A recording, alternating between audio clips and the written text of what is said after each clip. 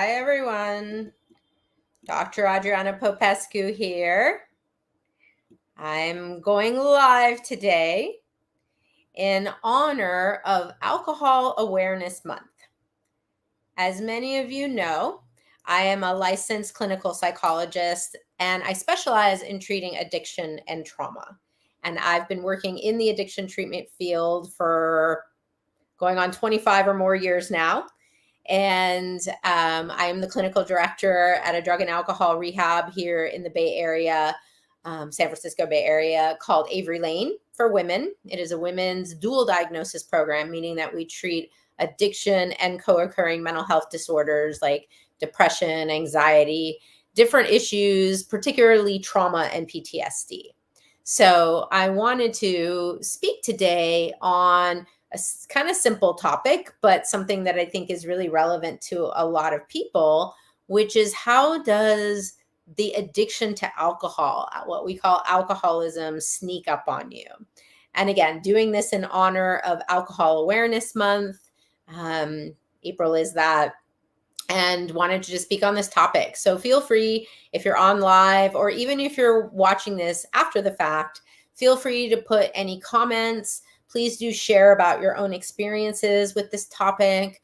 I'd love to get a conversation going with some interaction with you guys, whether here live or after the fact. But I think this is really a relevant topic, particularly post-pandemic. What we saw in the addiction, what we have seen in the addiction treatment field is that during the pandemic, when people got kind of isolated, especially during lockdown times, when we couldn't travel, when we couldn't be socializing, when we couldn't go out and do things, a lot of people turned to drugs and particularly alcohol because it is so available and so kind of rampant in our society. A lot of people turned to drinking as a way to cope. And that's often how addiction starts. My good friend and colleague, TJ Woodward, wrote this wonderful book called Conscious Recovery.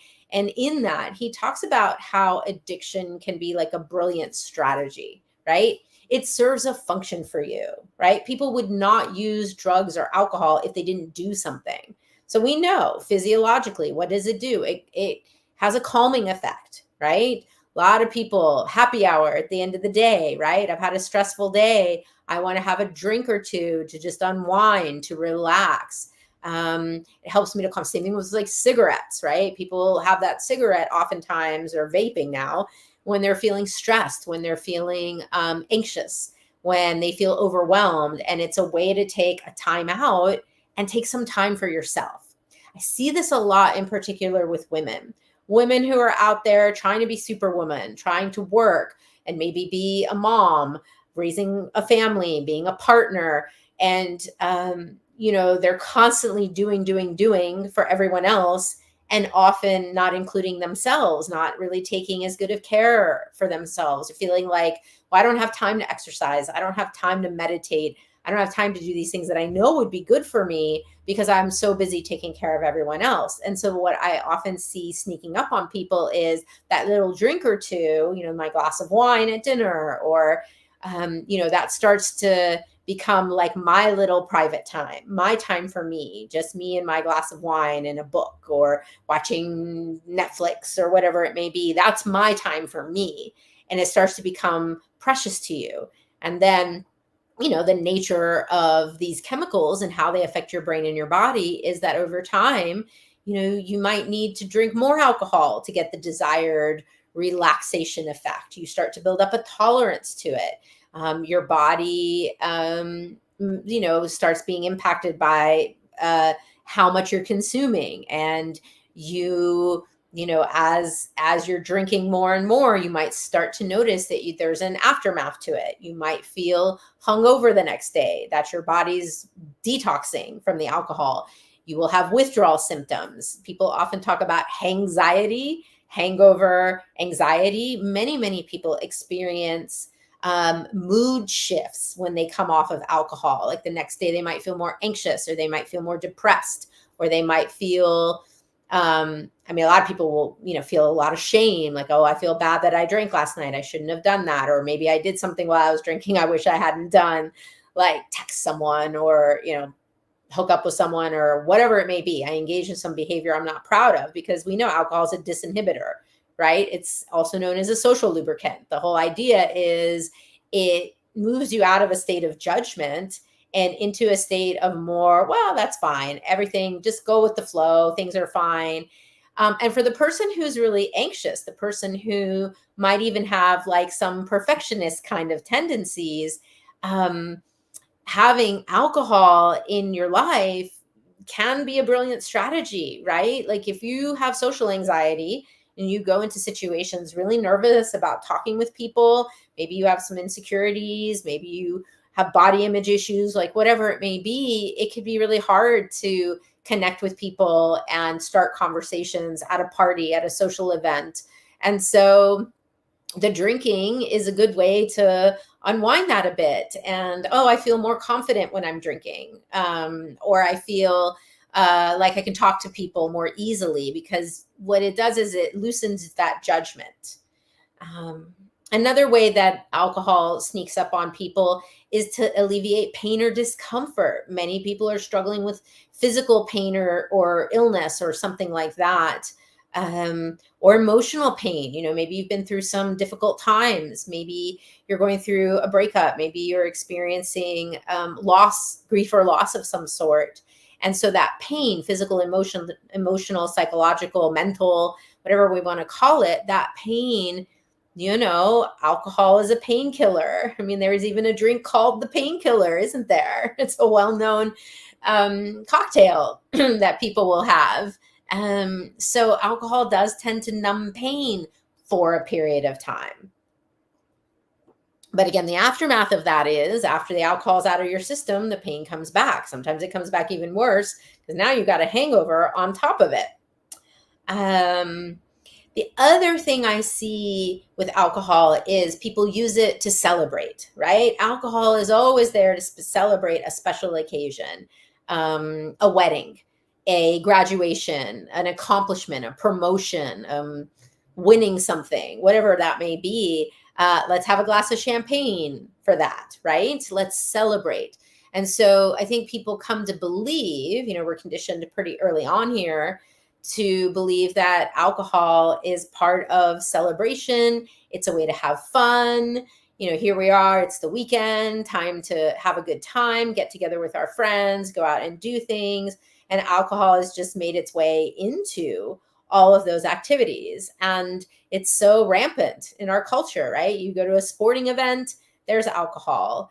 You go to a party, there's alcohol. The first thing they ask you in a restaurant, would you like a drink? And so it's hard when it's always coming at you all the time. It's hard to sometimes say no, and it's hard to say no if other people around you are doing it. Even if you don't feel like having a drink, if someone offers you one, you don't want to be rude. You see everyone else doing it, you're like, okay, sure, I'll have a drink. And once people have that first drink, oftentimes it becomes very difficult to say no to a second or a third. Many people can do it, and that's wonderful. But I think a lot of us do struggle around once having that first drink and getting it in your system. It's very easy to want to keep the momentum going. Like, oh, let's have a round of shots, if you're with a group of people out, let's say at a bar or event. Or, well, we opened a whole bottle of this, so we might as well drink another glass of wine or whatever it may be. So it is very sneaky. And I think people sometimes, they don't want to admit that, oh, maybe alcohol plays a bigger role in my life than I would like. I mean, there's certainly guidelines out there around what is considered a problem, problematic drinking, right? That information is out there. For women, I believe it's, light drinking is considered 3 or less drinks a week. Moderate drinking gets you into 4 to 6, I believe. Anything more than 6 is considered heavy drinking. Men have different ratios. Alcohol does affect men and women differently. Women actually, what we've seen is more women, or the rates of addiction are actually going up for women higher than they are for men right now. In fact, women are starting to exceed men with some drugs and alcohol with the frequency and intensity of their use. Women tend to have more health consequences that come from alcohol use. I mean, there's a lot of things to be concerned about. I find it interesting that I live in the San Francisco Bay Area, where there are many highly educated, intelligent people. And yet, Marin County, one of our most affluent counties here in the Bay Area, has the highest rate of alcohol use for women who are pregnant, which I find interesting, right? How is it that women who are highly intelligent and educated, who know that drinking in your pregnancy probably not very good for the baby, especially in early pregnancy, and yet many women are drinking during their pregnancies? They can't give up that glass of wine.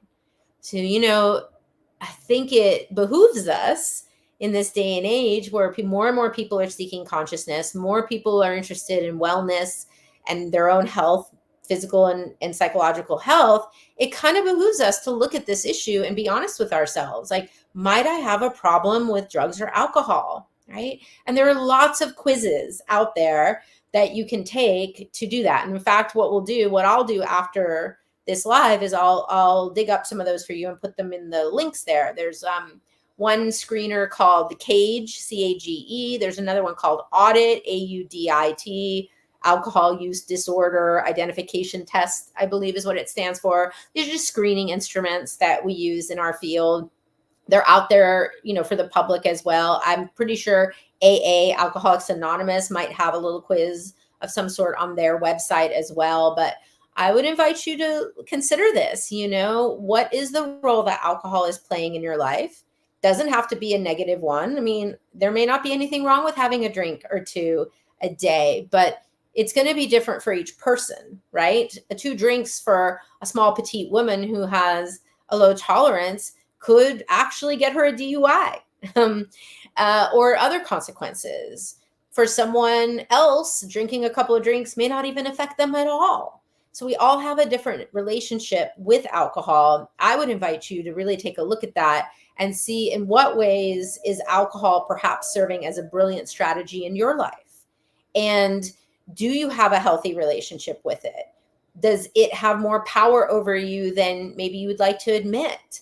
And if so, is there something you might want to do about that? Would you like to maybe cut back? There's a lot of people who will do like a sober January, right? And they'll take breaks periodically from alcohol. Might be an interesting experiment. I've often suggested that for clients. Like, they might say, I'm not sure if I have a problem with alcohol. I said, well, what if you were to take a break from it and see what that's like? What if you go a week without alcohol? Notice what comes up for you. What happens if you go 2 weeks or longer without alcohol? Can you do it? Oftentimes it's realizing, wow, like I actually couldn't stay sober for that period of time. What does that mean for me? What is that telling me about myself? And is there something I might want to change there? And if that's true, if there is a change you'd like to make with alcohol, I would suggest reaching out for support. There are many people, there's a whole movement called Sober Curious, right? Google it. Sober Curious is out there more and more, especially in these major cities in America and around the world.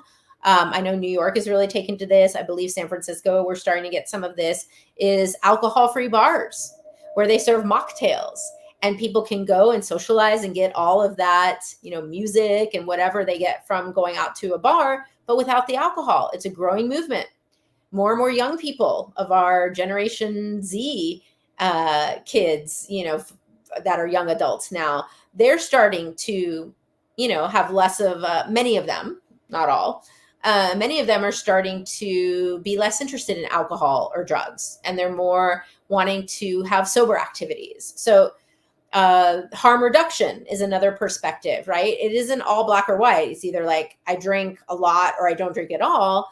There's the concept of harm reduction, which is I'm reducing my substance use to have less harm, right? Instead of drinking 3, 4, or 5 drinks in an evening, I choose to stop at 1 or 2. Or I know a lot of people will cut back on hard liquor, for example, like no more shots at the bar, no more drinking mixed drinks because those create more problems for me. I tend to drink more when I do that, or I drink more than I intended, or maybe I have blackouts, or whatever it may be. So harm reduction is the idea that we're going to engage in less of the potentially dangerous behavior. So there are many, many ways. There's tons, obviously, of books and resources out there. There are groups, self-help groups like AA, and other groups that are more focused on harm reduction. We at Firebird Healing are specialists. Myself and my therapists all have worked with addiction and mental health issues for a very long time. We have people who are also in recovery themselves, who have been through drug and alcohol addiction and have recovered. So we have a lot of wisdom. We have a lot of experience. We offer a free 30-minute consultation for folks who might be interested in availing themselves of our services. We have support groups for people for loved ones who deal with someone who has an addiction issue. We have trauma support groups. We've got a lot of stuff going on at Firebird. So definitely check us out, firebird-healing.com. And I would love to hear some comments. If you're watching this now or in the future, please do share about your own experiences or what you see going on in the world. I think we're in a hard time right now, post-pandemic. There's people who got really hooked on drugs and alcohol during the pandemic and have had a hard time stepping away from it. I see rates of addiction are up, certainly overdoses and deaths from drugs and alcohol are up at rates higher than we've ever had before. I mean, it is a real epidemic right now. And, if you find that alcohol is playing a less than desirable role in your life, please do reach out. Please do be willing to have that conversation. And if there's any way in which I or my team can support you, please let us know. Hope you've enjoyed this chat, and I'll see you again next time.